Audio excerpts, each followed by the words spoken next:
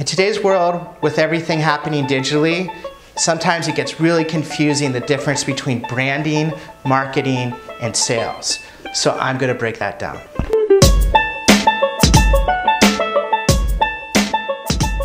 A lot of my clients are in that mid-sized to small business space, and a lot of them came from a passion that they had and they turned it into a business. Some of them did it by accident even. I go and talk to these people and talk to them about what I do and how I can help them. I think there's a very big misunderstanding the difference between branding, marketing, and sales. So it's very important to have your branding, your marketing, and your sales consistent all the way through. People get confused if your branding looks like this and your marketing's like that, but then when they go to buy something or read a sales page or talk to a sales associate and they're completely off base, yeah, it ruins the sale, right? And same goes the other way around. If you are branded a certain way, but then your marketing, you're put in every single store that doesn't necessarily fit your branding, it's confusing. It throws things off. So consistency through all three of these factors are very important. Branding is the way your company looks and feels and acts. And the way I think branding works best is if you figure out who you want your tribe to be or who you want your first 1,000 loyal customers to be. You kind of create an avatar of them, if you would, to figure out what they look like, where they hang out, either for real or digitally. And from there you can construct what your brand looks like.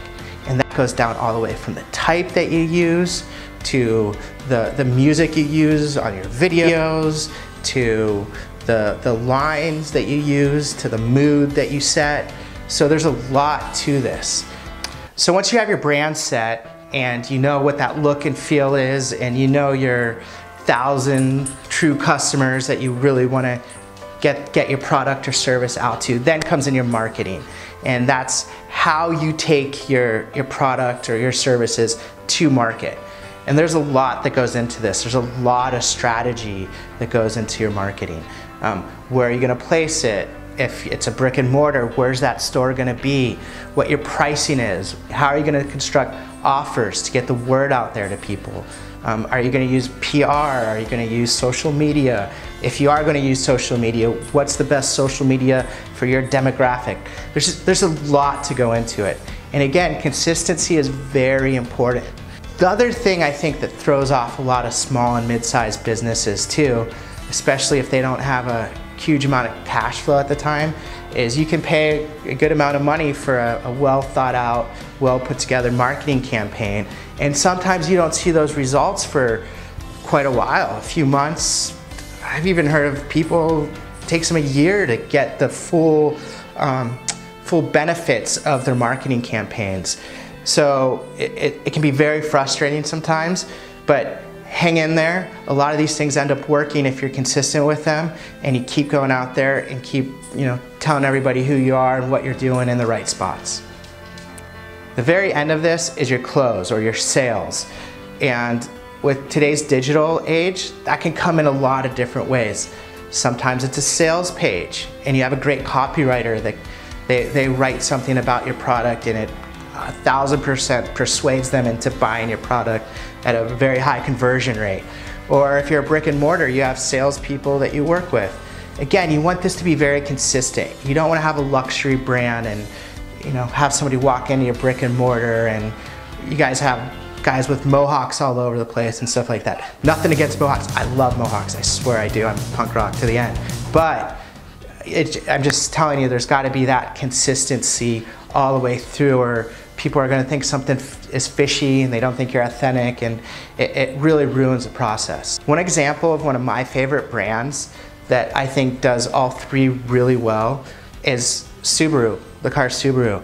I used to be a big surfer, and I still like to, I just don't have time anymore. But whenever I used to go down to San Onofre or Trestles or wherever I was surfing, there was always 5 or 6 other Subarus at least. Anytime you'd go camping, half of them would be Subarus. So they really branded themselves very well in the action sports outdoors community. And that first kind of got me looking at them. Then, you know, as I'm reading magazines, they would have Subarus with surfboards on the top. So that kind of helped me with their marketing. And their price point is perfect for somebody like me because I beat the hell out of my cars. And I don't want a car, I want a car that looks good with a few scratches on it.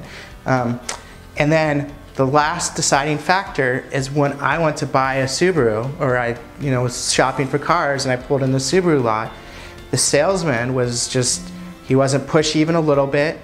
He read me very quickly and was very, very calm and honest. No frills, nothing, straight to the point. And I kind of feel like that's that brand, that's that car. You know, that those are the people that drive Subarus were all just like the salesman. And the way that it was consistent all the way through was a huge factor in why we bought a Subaru. So good job.